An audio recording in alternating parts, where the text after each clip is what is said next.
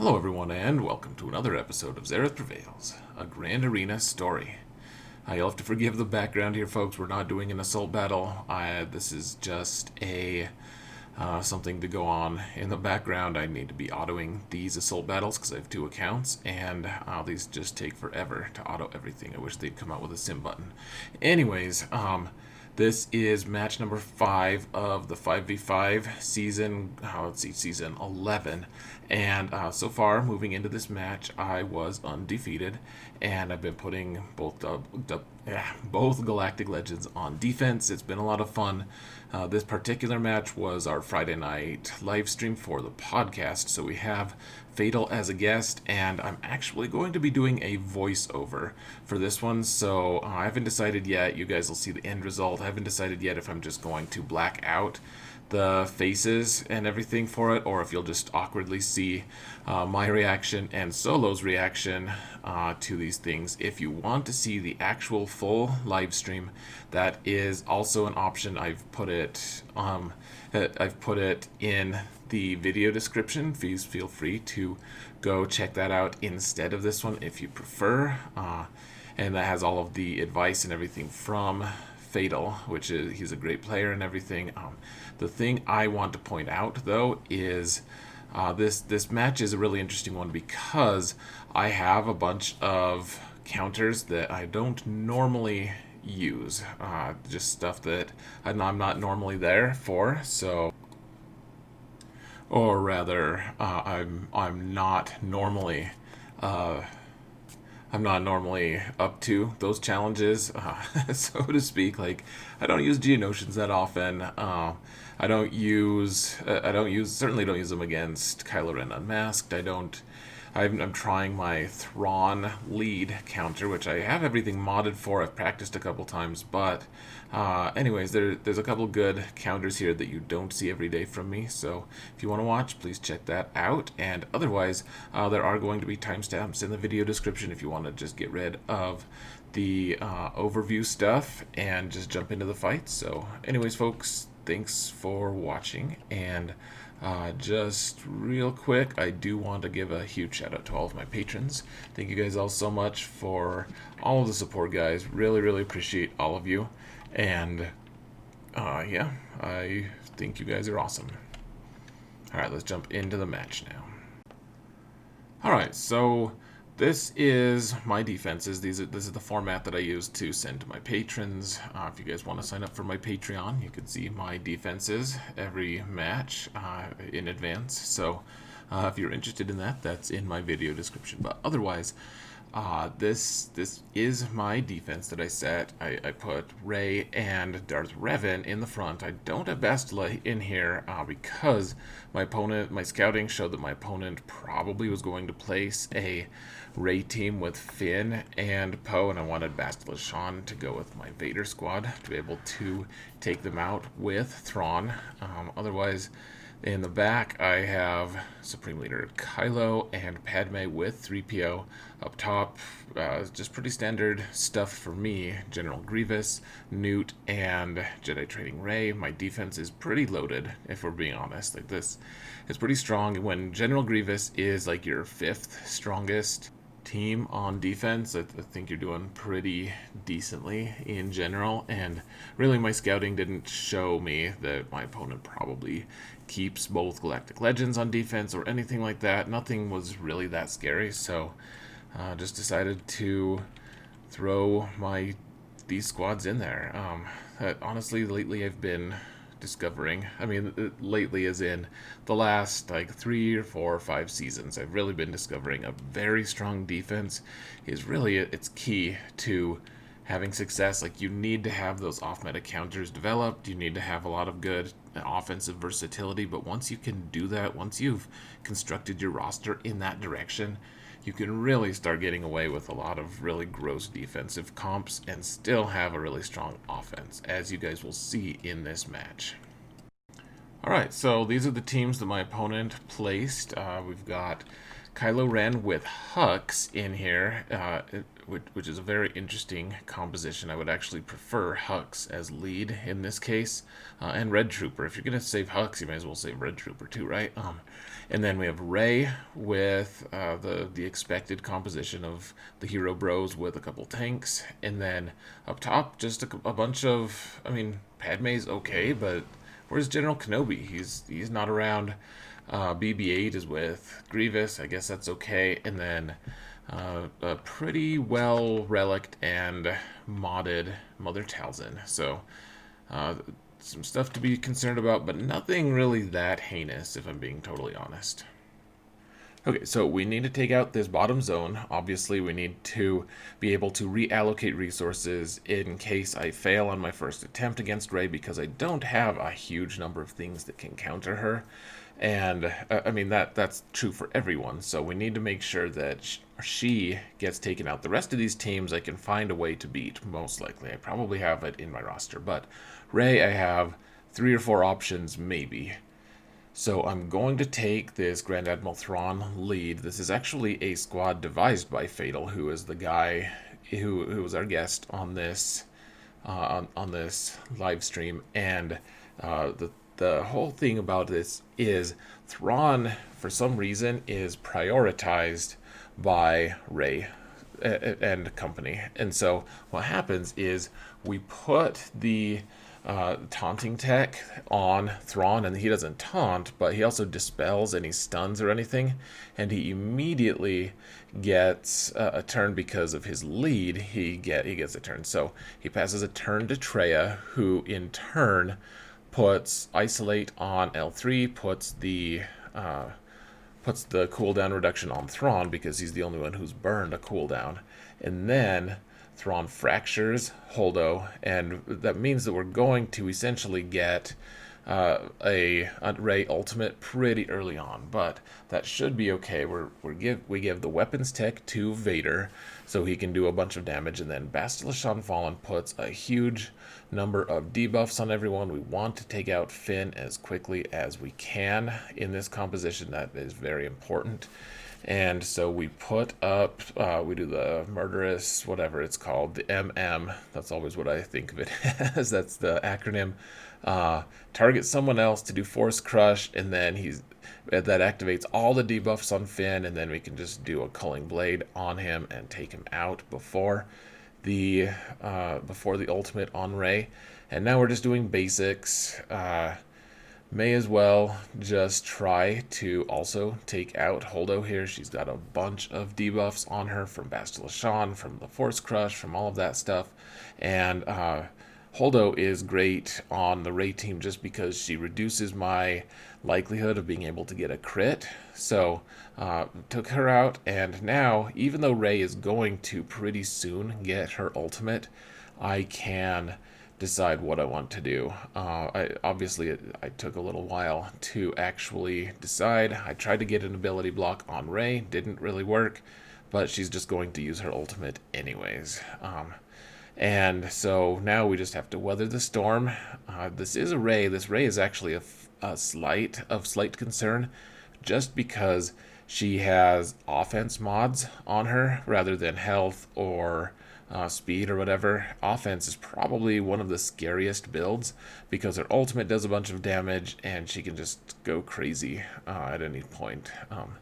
But that being said, all of my guys are relic. They took the hit pretty well, and honestly, I mean, Thrawn is sitting pretty. Like, he's so tanky. He has the crit avoid arrow, he has all of the protection primaries on him. He's sitting pretty. So now Rey doesn't have any debuffs. We need to find a way to get them back on her, and honestly, we can do that with Vader here. It's not that much of an issue. We want to be able to take her out. We want to make sure that she's not going to do Whirlwind. And so if we can get ability block on her, that's great. Obviously, she went and dispelled it, but if we can get that on her more often, or whenever we can get ability block on her, that's great. So Bastila jumps in, does ability block, and now Thrawn's positioning himself to be able to isolate Rey, and we want to be careful. We don't want to trigger her damage immunity or anything, but we're not that close to that anyways. So, as I said, we're just trying to angle to get a bunch of debuffs on her. We got more than enough, though, after the Bastila debuffs and after the Force Crush. Just able to take Bastila out. And now it's really just cleanup. Let's actually speed it up a little bit. So this is a pretty good counter. I mean, my Vader doesn't even have any extra crit damage. He's operating at, I think, 65% crit chance base, and he's got some good speed, but he's operating at 150% crit damage. Like, he just has an offense arrow is all he's got. I probably need to change that at some point, but as it currently stands, he's still pretty good, even if Thrawn is in the lead slot. So took that squad out, was able to get, I think, 59 banners, and now we can focus on other squads such as Kylo Ren Unmasked. Now, there was great debate for a while on what team I should take here. My Geos aren't really modded that well, and if I'm being totally honest, I don't know how to use them super amazingly well either. They're a very strong squad, and they all do have relics and everything. I don't have them the best modded because I just throw them on defense. It's kind of a blind spot for me, if I'm being honest, because I have to be honest, apparently.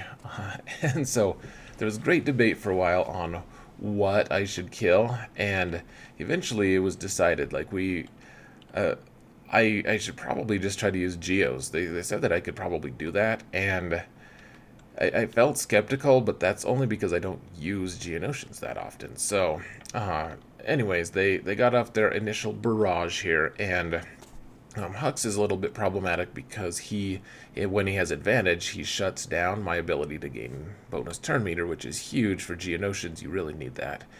And so you want to take out Hux first, and then you want to take out the two kind of squishy guys beyond that. So you want to take out First Order Officer, and you want to take out First Order Executioner as quick as you can. You want to dispel people, dispel all of these stuns and debuffs and everything, and then the real question mark, like, so I knew I would get to this point. I knew I'd be able to take out all of these characters. The question is, though, these Kylos have a huge level of resiliency. They have a ton of regeneration abilities. Every time you hit Kylo Ren Unmasked under his lead, he's regenerating 13% of his max health and 5% of his protection. And if he gets debuffed along the way or buffed, then he's gaining more health and protection every hit. So he's really, really tough to take out, and Geonosians do a ton of little hits. So that was the thing that was making me skeptical. I'm like, my Relic 2 spy without super amazing mods, like, what exactly should I do against this? Like, it just, what exactly to do? So this actually goes very, very far into the match. I won't give away exactly what happens, but I am going to speed it up a little bit. So now what I'm trying to do, I'm just trying to avoid hitting the OG Kylo, because I'm saving one more big hit from Spy to be able to take him out. And so I'm just targeting Kylo Ren Unmasked, and really everything revolves around Spy. We're just trying to get Spy to get his big hit and take him out, because that's really the only thing that we can do. Otherwise, we will time out against this team easily. It won't. I was going to say it won't take that long to time out. It will take exactly 5 minutes to time out, though. So Spy is ready and was able to one-shot OG Kylo. Well, one-shot his health pool at least, after he's been hit a bunch of other times, and now we are just pounding on Kylo. All of my Geos are Relic 2, except for Geo Brood Alpha, who's Relic 4, and Poggle, who's only Gear 12. So they're all decently relicked. but none of them are going to do that much damage to a guy who has this level of regeneration. So now we're getting close here. Just need to do one big hit with Spy if we can. And there we go. 200k damage. And even with Relic 2 Spy, we got it done. So 55 banners is not pretty. I misplayed a few things. I should have healed earlier on with my Brood Alpha, but I just didn't see the opportunity. That comes from inexperience, but I did manage to take out that team for 55. Happy enough to get a one-shot instead of having to send in like random lone nihilist to slowly annihilate him or something. Happy enough. So in the back we have a couple, I don't know, not that great teams. The Separatists are okay, and the Bossk team is okay as well, but they're not fast, and it's Bossk lead. There's a gateway here for Imperial troopers against this team, frankly. So gonna try once again. I wanted to try Admiral Piett. He's only gear 10. He's 4 stars. He is indifferently modded. I mean, he's kind of fast. He's like at plus 93 or something like that, which puts him just below Death Trooper in speed, which is great because Death Trooper will go immediately after Stark, and then Admiral Piett is the next one we want to go. And the key to this one is you're going to gain a ton of bonus turn meter for killing one of their characters, and all you need to do against bounty hunters really is get one character down. So Stark goes, he feeds the turn meter to the whole squad. Death Trooper goes, he increases cooldown so the Bossk doesn't taunt, and then everyone just goes and bursts down Greedo. We got a ton of turn meter, and now the route is on in full. Even if the bounty hunters don't realize it, you can see they still have a ton of turn meter and everything. You can see everyone's got stagger up now with the AoE from Piett, who knocked all of their turn meter down.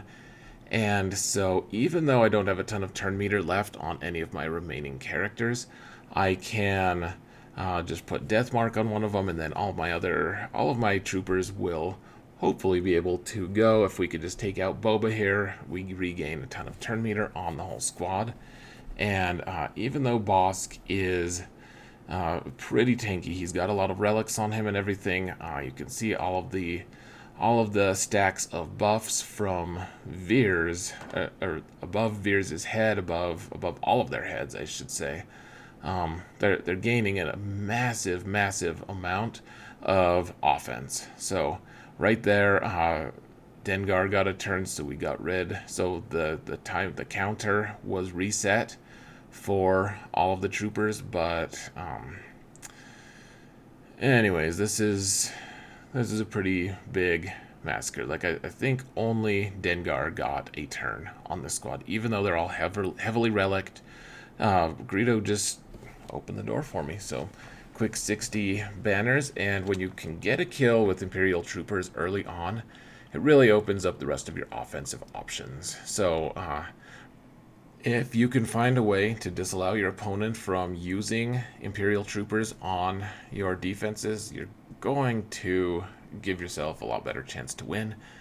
Just because I don't count on using my Imperial troopers to be able to beat anyone. It's just a bonus. And so if I could just kind of have a freebie, that means I have way more offensive options.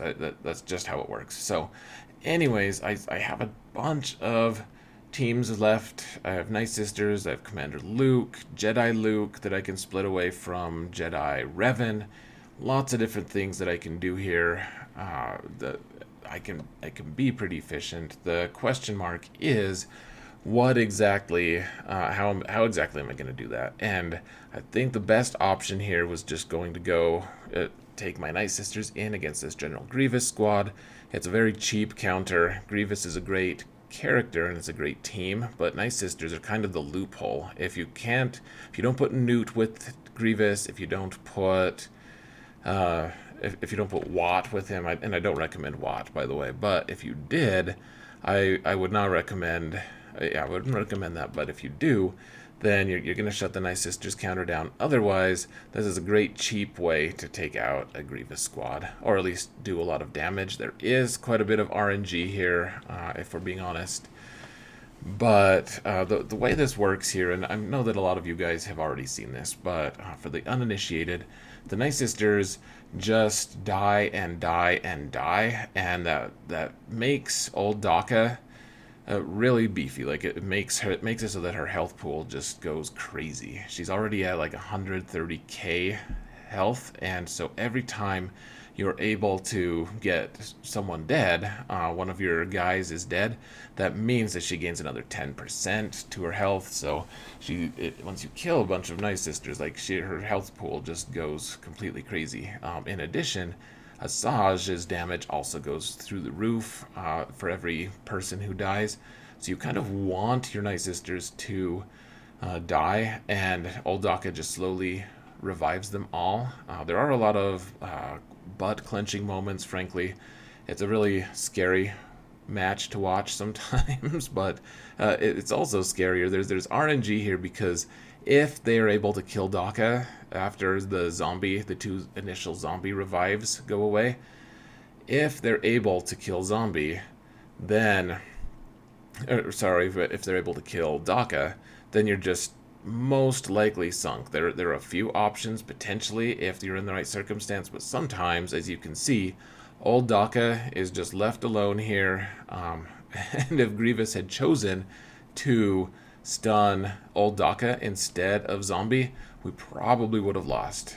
However, I have noticed that for the most part, the AI prefers to hit zombie instead of old Daka. So we revived everyone. Everyone's happy. 55 is the most you could possibly hope for this match, and that's what I got. So after that, I mean, there's only two more squads remaining, and that's this weird Padme squad, this High Relic Night Sister squad, and then a Nute team with Nest in the bottom. So I decided that against the Night Sisters, this is kind of a cringy match for me. I've had a few really unfortunate matches using Jedi Revan against Night Sisters. People were telling me though, dude, it's totally a hard counter. You'll destroy them.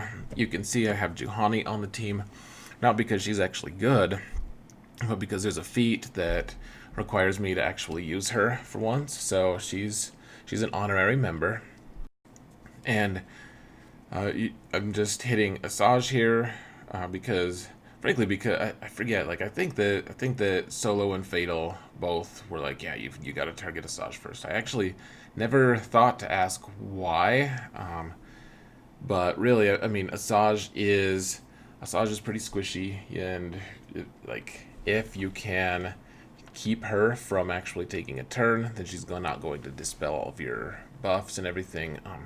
She's as good a target as any. You have to kill two Night Sisters first because the zombie is going to revive them. We don't have a way to prevent revives, and that's probably the most tilting part. It's like if you kill one of these Night Sisters, then the rest of them are just going to keep summoning that dead Night Sister until they're able to somehow revive her. So we got the two kills, and now if we can, we want to take out old Daka as quick as we can. So that she can't revive anyone else on her team. Zombie is of course taunting, so that's frustrating. But really, I was holding up quite a bit better. We want to get Yoda as many turns as possible, so we're just sending him to assist. Every time he is called to assist, he gains a bunch of turn meter. And now old Daka is gone unless they can get a kill with using Talzin as like her mass assist, unless they use that, or if you can get a kill using a basic attack along with the assist from her leadership, then they're sunk. And the Night Sisters really, now that Talzin is gone, yes, Spirit actually does have a decent shot of being able to kill someone with her basic, just because she hits hard and I have a gear 12 Juhani. But really, for some reason, they were focusing on my on my Jolie, which is nice. And after a while, I decided, like, once we kill Asajj, if we can kill Asajj, then we can just focus zombie down and try to prevent Spirit from taking too many turns, and I can hopefully regrow some of my protection so that I can get more banners. So Asajj is dead. We're basically in the clear as long as Spirit doesn't kill me, as long as I can just keep Foresight up. Spirit is going to miss me. If we can kill Zombie one more time, then Zombie will not be able to take another turn in this match, and then we can just kill Zombie until I regrow all of my health and protection. I'm going to fast forward now so that you guys don't get super bored. And really, this is really the soul of Grand Arena, frankly. You need to maximize your banners whenever you can. I realize that just slaughtering Zombie over and over again doesn't have a whole lot of like fun written all over it, but trying to be efficient and maximize your banners is very necessary, and it's a habit that I would advise everyone to kind of cultivate in themselves if possible. Just because you never know. My opponent isn't a highly competitive player in Grand Arena, but they did win their last match. Like, they do try, and I wanted to make sure that I just kept going. Getting sloppy is the best way to lose Grand Arena matches, frankly. So you can see I claimed my feat, and now we can jump into the final two matches. There's a weird Padme squad with no General Kenobi. There's a Nute squad with Nest on it, and I still have General Skywalker. I have Jedi Luke. I have Kylo Ren unmasked. I have Commander Luke. I have Palpatine. I guess he doesn't have Vader, so it's not a great squad, but I have a ton of squads remaining, guys. Like, it's kind of an embarrassment of wealth, and my defense is pretty good. So let's see what I decided against this Padme squad. There was actually some discussion about trying to send in my Jedi Luke just to see what would happen, try to do it for science, but in the end, I just wanted the sure win. And it was pretty weird. Like, there's actually no tank on this team other than Clone Wars Chewie, and Clone Wars Chewie can actually get some decent damage going, but and he can taunt one time, but he's a pretty underwhelming choice on defense, frankly. This is like the most light version of Padme possible, and frankly, I think that in this day and age, you either need, if you're going to put her on defense, you can get away with something like this on offense, absolutely. But on defense, you really probably want to have anything other than this composition, frankly. Like, there's just nothing stopping me from hitting him. Like, General Kenobi is so important for this team. Like, once Chewie does his one taunt, then it's just kind of over. So now what we're doing, like, there's not even an AoE here. I was able to take out Anakin pretty early on, and Anakin is like, he's the only one who can really hurt me on this squad unless they get a bunch of stacks of courage. But in this case, like, I'm just getting a ton of hits in. I'm not doing a ton of damage, but I'm just waiting until General Skywalker is able to get another turn, and then he can hopefully just take out Padme. The other thing you can wait for, as you can see, Rex got his Rexecute up, and yeah, that's all there is to it. So once Padme's gone, then the rest of the team falls, and 59 banners against Padme with General Skywalker is kind of unheard of. But when you can kill Anakin right away because there's no General Kenobi, like, it just turns into a rout. So, easy enough fight there. And now all that's left is whatever is in the back for fleets and that Nute squad. So, Nute is only at gear 12. He gains a ton from being gear 13, but I don't really blame people for not putting gear 13 on him. Who wants to gear that Nemoidian a-hole? So I wanted to take Jedi Luke here. I have a ton of good options. I could take bounty hunters even. I could take a Palpatine squad with Nihilus. That's not the greatest option, but I could take Commander Luke. All of these squads would have a decent chance of success. I wanted to take Jedi Luke, though, just for science purposes, just to see exactly what he could do. I wanted to undersize, but I also didn't want to kill it, or rather underkill it. I didn't want to get to a position where I wasn't taking turns, and Droideka can one-shot characters. You really got to be careful. People undersize a lot of things foolishly, frankly. Like they're, man, I just watched a live stream the other day where someone had Gear 6 Jawas on defense, and the person streaming, threw their Gear 12 Asajj in there, and only Asajj. She did her AoE, didn't kill any Jawas, and Gear 6 Jawas killed Asajj. Like, it's ridiculous. Just don't underestimate it. Don't underestimate these teams. Don't try to undersize and get cute. Just get the win. So, anyways, that's what's going on here. Want to make sure that I'm taking enough teams to be responsible. Luke finally he got a turn. I was able to stun everyone. Now we want to kill Droideka, and that probably would have killed Droideka, except I missed. And I wanted to, then I was like, you know what, why don't I just hit Nest real quick and just see if I can do some damage. And in the end, I managed to do so much that I was like, well, another shot will probably just kill her. So that's what I did. Now we need to dispel Droideka from doing all the crazy damage, and once Luke can get another turn, we can try to take out Droideka. This time Droideka did not move, and now Jango took enough turns that now we can try to just take him out. And not just try, we can actually succeed. So call the big assist again, and the route is on in full. So the question is, like, how much damage can we avoid from Nute if he does his extortion? And the answer is, I was able to actually take a turn with Hermit Yoda and heal all protection and got 61. So pretty efficient fight there. Jedi Luke is just crazy good on offense, pretty good on defense too, but on offense, man, he is just a juggernaut. That team was pretty tough, and he just kind of swatted it. Like, pretty impressive stuff in my opinion. Not impressive of me, but just of Jedi Luke in general. Man, he's so good.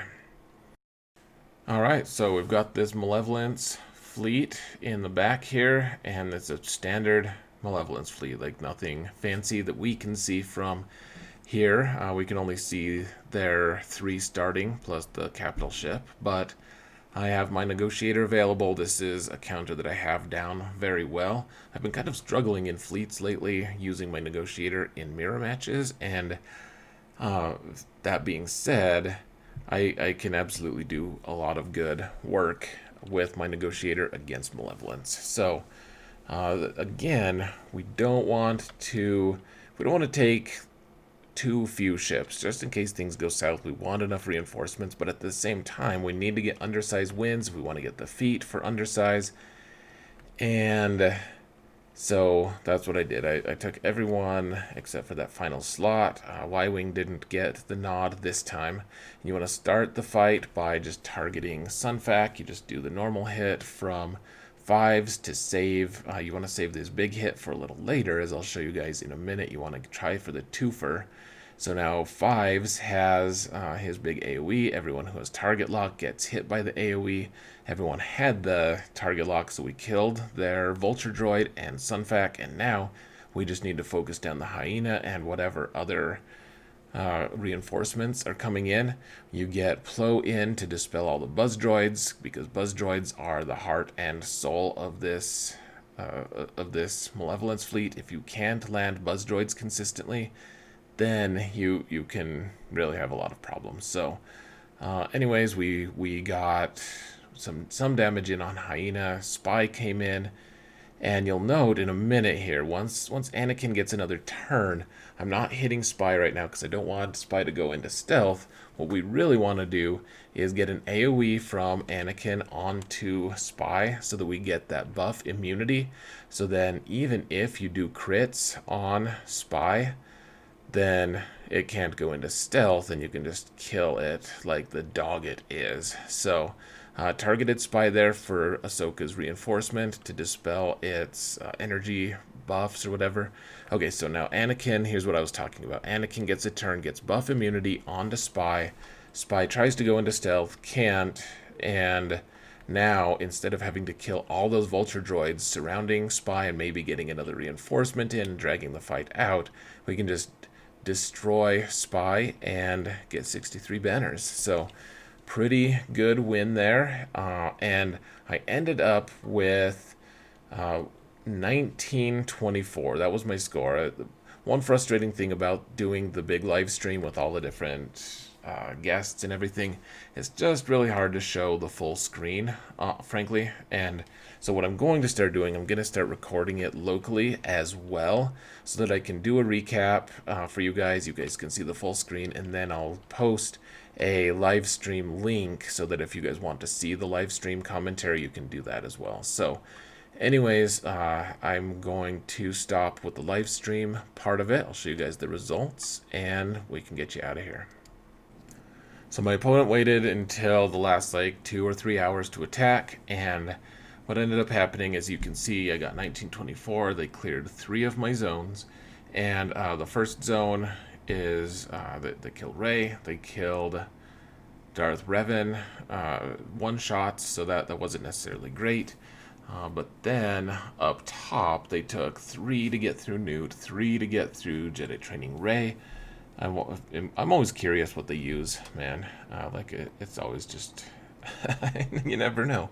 But the Malevolence also didn't do well. One of my reinforcements came in at least. But then on the bottom, my opponent declined to engage. I think that they were just out of teams, frankly.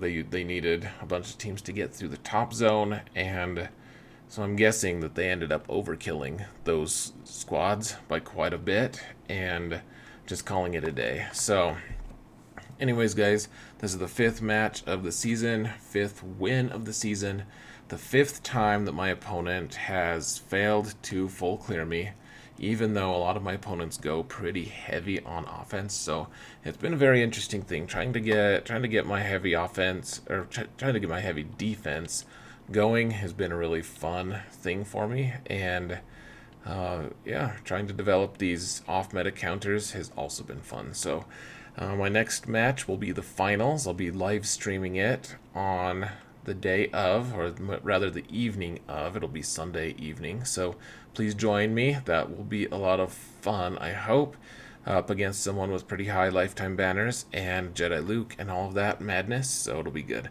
Anyways, folks, I'm going to let you go. So thank you all so much for watching. And remember that in all things, Xaereth prevails.